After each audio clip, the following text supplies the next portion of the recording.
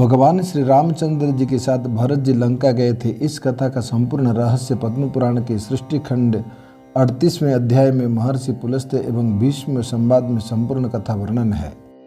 श्री भीष्म जी को पुलस्त्य जी यह कथा सुनाते हुए कहते हैं कि एक दिन श्री रघुनाथ जी मन ही मन में इस बात का विचार करने लगे कि राक्षस कुल में उत्पन्न राजा विभीषण लंका में रहकर किस प्रकार का राज्य कर रहे हैं।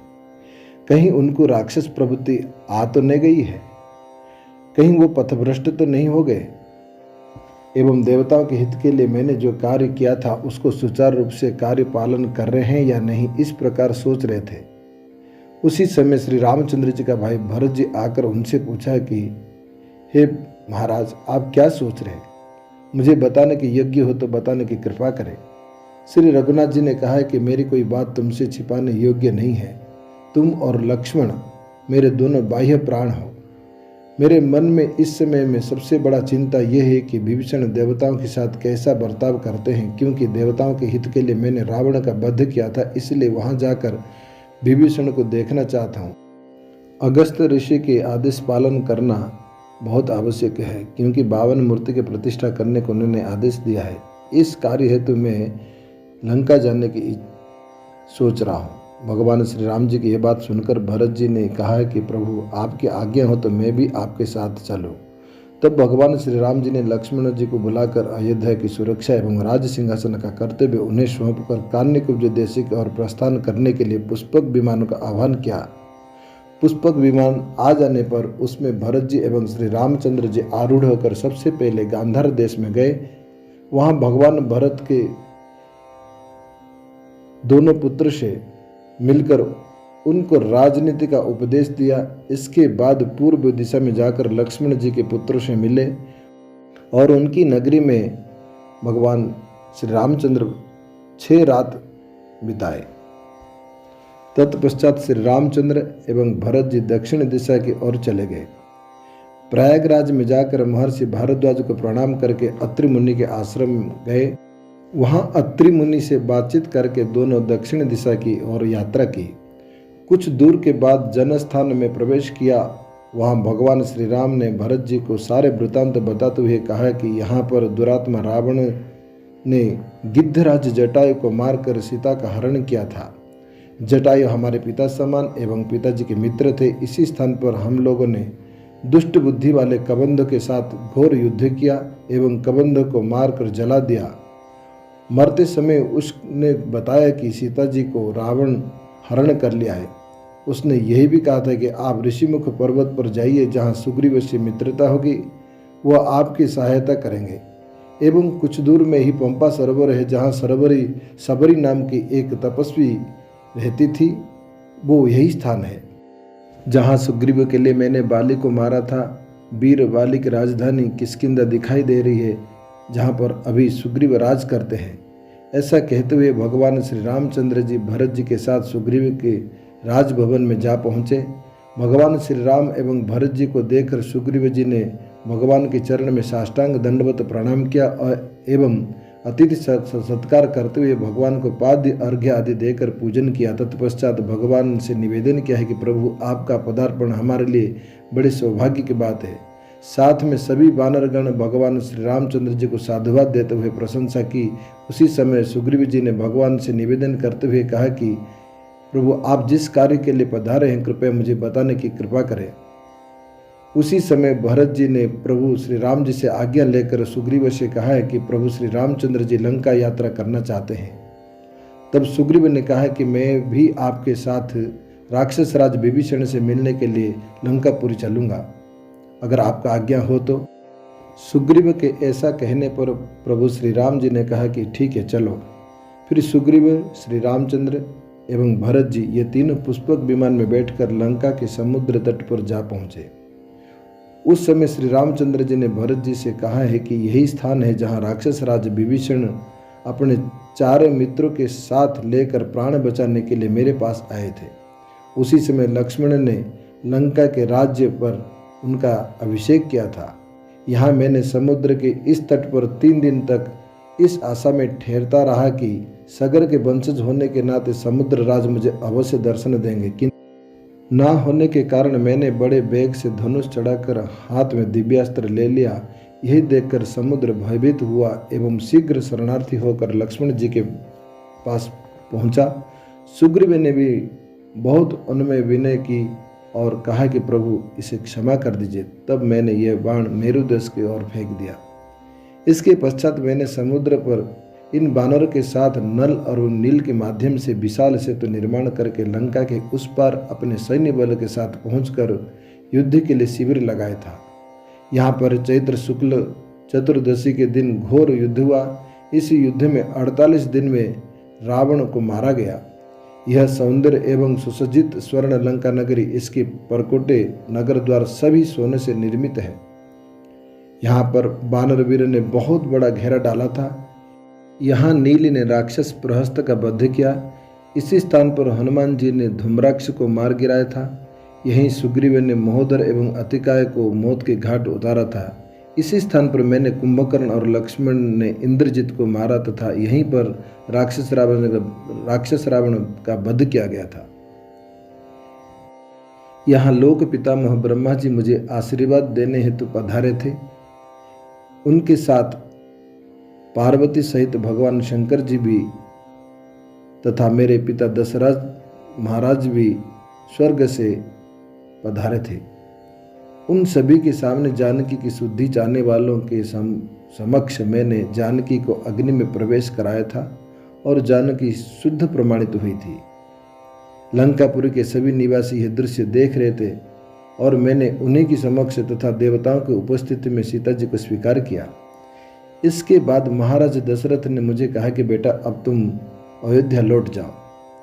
जब पुष्पक विमान में बैठते हुए भगवान श्री रामचंद्र जी भरत जी की से सारे वृत्तांत बता रहे थे, उसी समय वहां उपस्थित कुछ राक्षस ने बड़े हर्ष उल्लास से दौड़कर महाराज विभीषण को सूचना देते हुए भगवान श्री रामचंद्र एवं भरत सुग्रीव के साथ पधार रहे ये बात बताई। ये बात सुनकर विभीषण ने उन दोनों को मनमुग्ध किया तथा अनेक उपहार दान दिए। अपने राजभवन से शीघ्र चलकर भगवान श्री राम जी के स्वागत बंदन करने के लिए पुष्पक विमान के पास जा पहुंचे। तदनंतर विभीषण ने भगवान श्री राम एवं भरत सुग्रीव जी को लंकापुरी में प्रवेश कराया और सभी प्रकार रत्न से सुशोभित रावण के जगमगाते हुए भवन में ठहराया। इसी रावण की नगरी में भगवान श्री रामचंद्र 3 दिन तक निवास किए। जब श्री रामचंद्र जी चौथे दिन राज सिंहासन पर विराजमान हुए तब सभी लंकापुरी निवासियों ने भगवान श्री राम जी का दर्शन किया।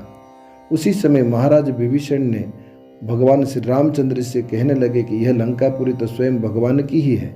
ये पूरी ही नहीं अपितु यहाँ की सभी स्त्रियां पुत्र स्वयं मैं भी आपकी सेवा में अर्पित हूँ। आपको नमस्कार है, आप इसे स्वीकार करें। इस प्रकार जब भगवान रामचंद्र जी ने विभीषण के समर्पित भाव को देखा और बड़े आनंद से उनको आशीर्वाद दिया एवं अपने गले लगाकर विभीषण से कुशल मंगल पूछा। भगवान श्री रामचंद्र लंकापुरी में आए हैं ये बात सुनकर माता कैकसी ने भी विभीषण से कहा कि पुत्र, भगवान श्री रामचंद्र साक्षात विष्णु के अवतार है। जब रावण का दुष्प्रभाव पड़ा था तब मेरे पतिदेव तुम्हारे पिता ने यही कहा था कि दशरथ के पुत्र के रूप में भगवान विष्णु का अवतार होगा, वही रावण का अहंकार नष्ट करेंगे। तो इसी प्रकार भगवान श्री राम ही श्री हरि के अवतार है। मैं भी उनके दर्शन करना चाहती हूँ, किसी भी तरह मुझे भी उनका दर्शन कराए। भगवान श्री रामचंद्र जी को विभीषण ने माता जी के दर्शन के अभिलाषा की बात बताते हुए कहा है कि प्रभु, मेरी माँ आपके दर्शन करना चाहती है, कृपया आप उनको दर्शन देने के लिए आज्ञा दें, जो इस राजमहल में आकर आपका दर्शन करना चाहती हैं। तब भगवान श्री रामचंद्र जी ने कहा कि विभीषण, आपकी माता मेरी माता है, मैं स्वयं चलकर दर्शन करूंगा। आप शीघ्र आगे चले और मैं उनका दर्शन करना चाहता हूँ। ऐसा कहते हुए कैकसी को भगवान श्री रामचंद्र जी ने दर्शन दिए। तत्पश्चात विभीषण की पत्नी शर्मा ने भी दर्शन की अभिलाषा से विभीषण से निवेदन किया। भगवान श्री रामचंद्र जी को विभीषण ने पत्नी के दर्शन अभिलाषा को बताते हुए कहा कि मेरी पत्नी शर्मा आपकी दर्शन के अभिलाषी है, कृपया उनको भी दर्शन दीजिए। जब भगवान श्री रामचंद्र जी ने शर्मा से मिले तब शर्मा ने कहा कि प्रभु, वो देवी कहाँ है जिनकी मैंने 1 वर्ष यहाँ पर सेवा की है? सीता के बिना आप अधूरे हैं, सीता के बिना आप शोभा नहीं पा रहे, इसलिए आप उनको लेकर क्यों नहीं आए? शर्मा की बात सुनकर भगवान श्री रामचंद्र जी ने कहा कि काल चक्र के अधीन में सभी का चक्र चलता है। ऐसा कहते हुए वो आगे निकल गए। कुछ दूर चलने के बाद विभीषण ने भगवान श्री रामचंद्र जी से आने का वृत्तांत सुनना चाहा। तब भगवान श्री रामचंद्र जी ने भगवान वामन मूर्ति का जिक्र किया। तब विभीषण ने प्रभु श्री रामचंद्र जी को उसी स्थान पर लेके गए जहाँ श्री वामन मूर्ति को रखा गया था। सभी अलंकार से सुशोभित करके भगवान श्री रामचंद्र जी को वामन मूर्ति भेंट किया एवं रत्न से विभूषित श्री वामन मूर्ति को लेकर भगवान श्री राम एवं भरत जी सुग्रीव के साथ विमान पर चढ़े। आकाश में जाते समय पुनः विभीषण से कहने लगे कि तुम यही रहो। यह सुनकर विभीषण ने श्री रामचंद्र जी से कहा कि प्रभु, आपने मुझे जो जो आज्ञा दी है उन सब का पालन करूंगा, परंतु महाराज, इस सेतु के मार्ग से पृथ्वी के समस्त मानव यहाँ आकर मुझे सताएंगे। ऐसी परिस्थिति में मुझे क्या करना चाहिए? विभीषण की बात सुनकर रघुनाथ जी ने हाथ में धनुष लेकर सेतु को 2 टुकड़े कर दिए, फिर 3 विभाग करके मध्य की 10 योजन उड़ा दिए। इसके बाद एक स्थान पर 1 योजन और तोड़ दिए। तदनंतर श्री रामेश्वर क्षेत्र में पहुंचकर श्री रामचंद्र जी ने श्री भगवान महादेव की विधिवत पूजन एवं अत्यंत मनोहर स्तुति की। इस प्रकार स्तुति करने पर देवादिदेव महादेव भगवान श्री रामचंद्र जी को दर्शन देते हुए कहा कि हे रघुनंदन, आपका कल्याण हो। कमलेश्वर, आप देवताओं के भी आराध्य देव हैं और सनातन पुरुष नर रूप में छिपे हुए आप साक्षात नारायण हैं। इसमें किसी भी प्रकार के संशय नहीं है। देवताओं के कार्य सिद्धि करने के लिए ही आपने अवतार ग्रहण किया था। अब सारा कार्य पूर्ण कर दिया है। आपके बनाए हुए मेरे इस स्थान पर समुद्र के समीप आकर जो मनुष्य दर्शन करेंगे वे यदि महापापी भी होंगे, उनके सारे पाप नष्ट हो जाएंगे। ब्रह्म हत्या दोष तथा किसी भी प्रकार के अत्यंत घोर पाप क्यों ना हो, मेरे इस पिंड के दर्शन मात्र से ही सारे नष्ट हो जाएंगे। इसमें किसी प्रकार की संदेह नहीं है। जाइए, गंगा नदी के तट पर भगवान श्री वामन मूर्ति का स्थापना कीजिए। पृथ्वी को 8 भाग करके पुत्र पौत्र को सौंप दीजिए और स्वयं अपने परम धाम को पधारिए। आपको नमस्कार है।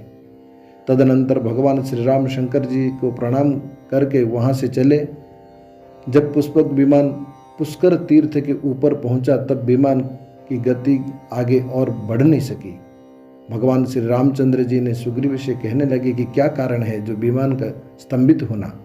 जब नीचे आकर सुग्रीव जी ने देखा है कि स्वयं चतुर्मुख ब्रह्मा जी विराजमान है, यह देखकर विमान पर जाकर श्री रामचंद्र से बोले कि प्रभु, लोक पिता ब्रह्मा जी लोकपाल वसु आदि मरुदगण के साथ विराजमान है, इसलिए पुष्पक विमान इस क्षेत्र को नहीं लांघ पा रहा है। तब श्री रामचंद्र जी ने उतरकर देवी गायत्री के साथ बैठे हुए भगवान ब्रह्मा जी को साष्टांग प्रणाम किया एवं प्रणत भाव से उनकी स्तुति की। तत्पश्चात ब्रह्मा जी उनकी स्तुति से प्रसन्न होकर श्री रामचंद्र से कहने लगे कि आप साक्षात विष्णु हैं। इस पृथ्वी पर मनुष्य रूप में आए हुए आप देवताओं के सभी कार्य संपूर्ण किया है। गंगा नदी के तट पर वामन भगवान का प्रतिष्ठा करके आप अपने धाम को पधारे। प्रभु श्री रामचंद्र जी ने ब्रह्मा जी से विदा लेकर भरत जी के साथ अयोध्या नगरी लौट आए। उसके बाद सभी भाइयों को एवं भाई के पुत्रों को अपना अपना राज्य भाग देकर सबको राजनीति ज्ञान तथा सेवा ज्ञान निर्देश देते हुए भगवान श्री राम चंद्र जी ने वामन भगवान की मूर्ति लेकर गंगा जी के तट पर भगवान वामन मूर्ति का प्रतिष्ठा की एवं अनेक ब्राह्मण तथा आचार्य को विधिवत दक्षिणा प्रदान करके आशीर्वाद प्राप्त किए। तत्पश्चात लंका से लाए हुए सभी धन ग्रामवासी को प्रदान कर दिया और सुग्रीव को किष्किंधा भेजकर भगवान श्री रामचंद्र जी अयोध्या गए एवं पुष्पक विमान को भी कुबेर के पास लौटा दिए। इसी प्रकार भगवान श्री राम जी एवं भरत जी लंका जाने तथा भगवान वामन मूर्ति की प्रतिष्ठा का संपूर्ण वर्णन पद्म पुराण के सृष्टि खंड में 38वें अध्याय में वर्णन है। आप सभी को ये कथा सुनकर निश्चित रूप से आश्चर्यचकित हुए होंगे, परंतु सनातन धर्म तथा भगवान की लीला कल्प कल्पांतर के कारण अनेक रहस्य हमारे पुराण में विद्यमान है। जो कुछ अध्ययन करके आपको हमने भेजा है, अगर आपको पसंद आया हो तो अवश्य शेयर करें, लाइक करें एवं अन्य को भी प्रेरित करें। जय सिया राम।